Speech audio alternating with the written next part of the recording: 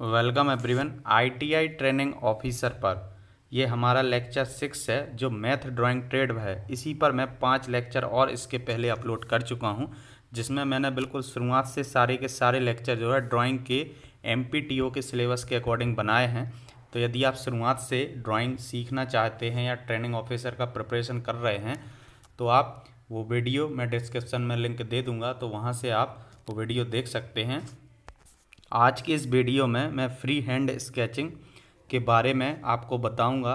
सारे के सारे क्या टाइप होते हैं, उसके कौन कौन से हैंड और मेजरिंग टूल उसमें हम यूज़ करते हैं, और उसके बाद हम ऑब्जेक्टिव क्वेश्चन भी करेंगे, क्योंकि जो आपका पेपर होने वाला है वो ऑब्जेक्टिव ही होने वाला है। उसमें 75 क्वेश्चन आपके ऑब्जेक्टिव रहेंगे टेक्निकल के, और 25 क्वेश्चन रहेंगे आपके नॉन टेक के रहेंगे, क्या वो भी ऑप्शनल रहेंगे। तो कोई भी टॉपिक यदि आप पढ़ते हैं तो ऑब्जेक्टिव क्वेश्चन का भी आपको वस्तुनिष्ठ प्रश्न का भी प्रिपरेशन कर लेना है। चलिए इस वीडियो को हम स्टार्ट करते हैं। सबसे पहले मैं आपको बता दूं कि जो मुक्त हस्त चित्रण होता है, जब कोई भी विचार या अभिव्यक्ति हम चित्र के द्वारा बनाते हैं किसी पेपर पर, कागज़ पर, तो उसको हम बोलते हैं मुक्त हस्त चित्रण। ड्राइंग के क्षेत्र में ये मुख्यतः 3 प्रकार के होते हैं। लंबकोणीय मुक्त हस्त चित्रण है, इसी को हम बोलते हैं ऑर्थोग्राफिक बोलते हैं लंब कोणीय मुक्त हस्त चित्रण को, और सम परिमाण मुक्त हस्त चित्रण, इसको हम बोलते हैं आइसोमेट्रिक फ्री हैंड स्केचिंग। और ये अगला होता है हमारा ठोसों के मुक्त हस्त चित्रण। तो ये सॉलिड के लिए हो जाएगा आपका। तो जब भी हम लंब कोणीय मुक्त हस्त चित्रण बनाते हैं, सबसे पहले आपको समझ लेना है इसमें 3 व्यू होते हैं। शीर्ष व्यू, शीर्ष रहेगा आपका, सम्मुख रहेगा और पार्श्व रहेगा। तो इंग्लिश में यदि हम बात कर लें तो टॉप व्यू रहेगा आपका, फ्रंट व्यू रहेगा और साइड व्यू रहेगा। ये होता है आपका लंबकोणीय मुक्त हस्त चित्रण। और जब आपको समपरिमाण मुक्त हस्त चित्रण क्या होता है, जब आपको लंबकोणीय मुक्त हस्त चित्रण आपको दिया गया हो या दृश्य बना हो, तो उसके अनुसार आप क्या बनाते हैं, समपरिमाण मुक्त हस्त चित्रण बनाते हैं। तो ये हो जाएगा आपका समपरिमाण मुक्त हस्त चित्रण, ऑर्थोग्राफ, और ये आइसोमेट्रिक। ये दोनों आपने पढ़ रखे होंगे, सेम इसी तरह ठोस का होता है। चलिए अब हम देख लेते हैं कि क्या जब हम मुक्त हस्त चित्रण करते हैं तो क्या क्या उसके इम्पोर्टेंट पॉइंट होते हैं या क्या क्या ध्यान रखने योग्य बातें हैं। ये बेसिक मैंने आपको बता दिया है थोड़ा सा। आपको इसको यदि नहीं आता है तो इसको अच्छे से पढ़ लेना है, या कुछ आप जो है फ्री हैंड स्केचिंग इसके बारे में बना के देख लें 1 से 2, तो आपको आसानी से समझ में आ जाएगा। कुछ ध्यान रखने योग्य बातें हैं। एग्ज़ाम में आपको यहाँ से भी ऑब्जेक्टिव क्वेश्चन दिया जा सकता है कि जो कोई भी आप वस्तु बनाते हैं, ऑब्जेक्ट जो बनाते हैं, उसकी विमाएं निश्चित होनी चाहिए। चित्रण के पूर्व क्षैतिज व उदग्र मध्य रेखा खींचें, यानी कि जो भी आप हॉरिजॉन्टल या वर्टिकल रेखाएं खींचते हैं वो आपको, चाहे आप, पहले मैं आपको बता दूं, ये होता है आपका क्षैतिज और ये होता है आपका क्या, वर्टिकल। इसको हम ऊर्ध्वाधर भी बोलते हैं वर्टिकल को, ये हॉरिजॉन्टल जो है इसको हम क्षैतिज बोलते हैं। वस्तु के प्रत्येक भाग के लिए पृथक आयत या वर्ग बनाएं। आदर्श कोरों को बिंदु रेखाओं से दिखाएं। चित्रण में अनावश्यक रेखाओं को समाप्त कर दें। जब आप ड्राइंग बना लें, कंप्लीट कर लें, तो जो आपने लाइनें आपके हेल्प करने के लिए ड्राइंग के लिए बनाया हुआ था, उनका आवश्यकता अब नहीं है तो उसको आपको मिटा देना है। चित्रण में कोई भी चित्र दिखाना है तो बिंदुदार रेखाओं से बनाएं। यदि आपसे क्वेश्चन पूछ लेता है कि ड्राइंग में छिद्र को दिखाने के लिए किस प्रकार की रेखाओं का उपयोग करते हैं, तो आपको बताना होगा बिंदुदार रेखाओं का हम उपयोग करते हैं। चित्रण का शीर्षक लिखना होता है आपको। संपूर्ण चित्रण का पुनः अवलोकन कर लें, कहीं कोई हमसे त्रुटि तो नहीं रह गई है। अब कुछ आपको जो है मैं रिलेटेड हैंड और मेजरिंग टूलों के बारे में बताता हूँ। ये डायग्राम बने हुए हैं इनके, जैसे ये वायर गेज है, ये स्नैप गेज है। तो इनको आपको यदि एग्ज़ाम में सीधा ये डायग्राम दे दिया जाएगा और ये नहीं दिया जाएगा कि ये कौन सा जो है टूल है, तो आपको इसको बताना होगा कि ये हमारा वायर गेज है, ये हमारा स्नैप गेज है। तो ये आपको थोड़ा सा समझ लेना है कि इन सारे के सारे जो टूल्स का उपयोग हम यांत्रिकी में या जब हम ड्राइंग बनाते हैं, तो ट्रेड जो होता है जहाँ पर आप इनकी आवश्यकता पड़ती है। यदि आप आईटीआई किए हो तो आपको इनके बारे में ज़्यादा अच्छे से नॉलेज होगा। यदि नहीं है तो आपको इनको देख लेना है, एक बार समझ लेना है कि कौन किस प्रकार का होता है। तो यदि एग्ज़ाम में आपसे, यदि अब जैसे ये वायर गेज है, तो इसमें हम क्या करते हैं, कोई भी वायर का यदि हमें डायामीटर पता करना हो कि ये इसका डायामीटर कितना है, तो हम इसका यूज़ करते हैं वायर गेज का। यानी कि हमें कोई भी वायर दे दिया जाए, उसका हमें रेडियस पता करना है, तो हम वायर गेज का यूज़ करते हैं।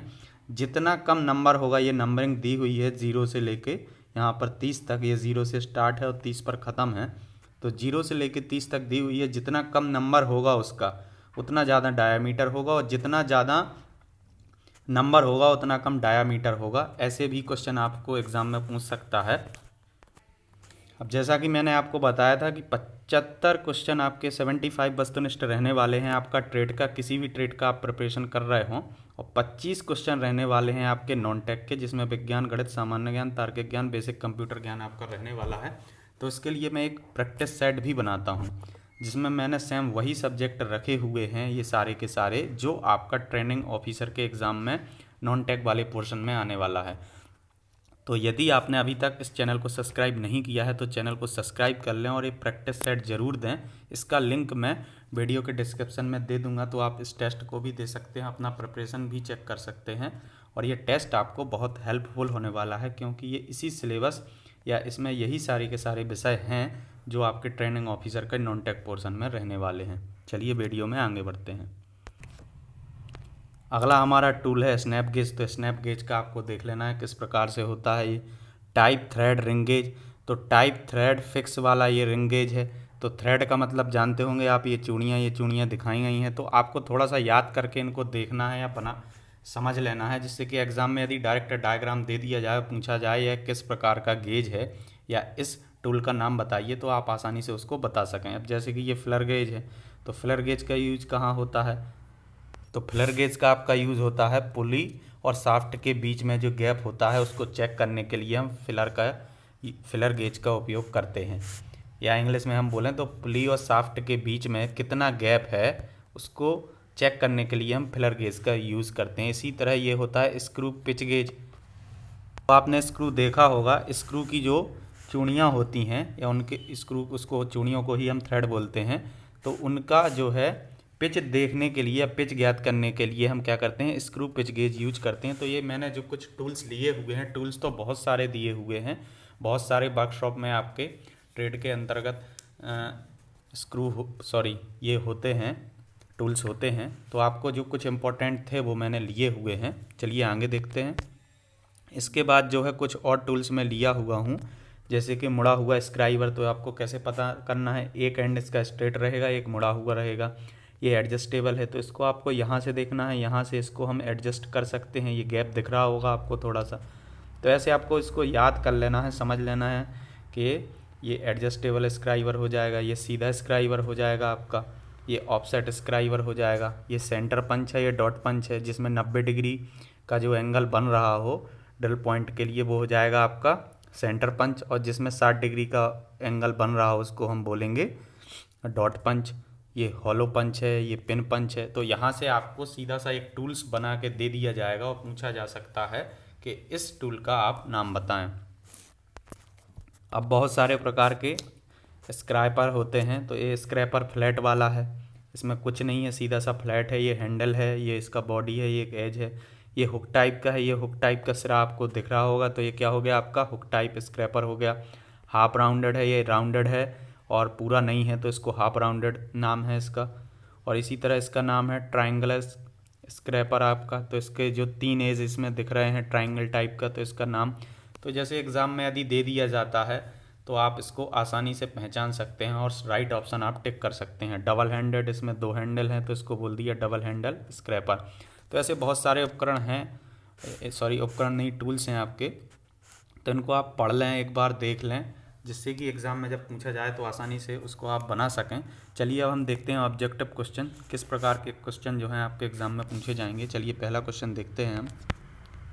पहला क्वेश्चन है आपका, वर्गाकार आधार वाले ठोस पिरामिड को क्या कहते हैं। तो ऑप्शन दिए हुए हैं आपको, वर्गाकार शंकु, वर्गाकार पिरामिड, इनमें से कोई नहीं, तो आपको बताना है। एक और ऑप्शन है आपका वर्गाकार प्रिज्म। तो इसका जो राइट आंसर हो जाएगा आपका, उसको हम बोलते हैं वर्गाकार पिरामिड। वर्गाकार आधार वाला यदि ठोस पिरामिड है तो उसको हम कहते हैं वर्गाकार पिरामिड।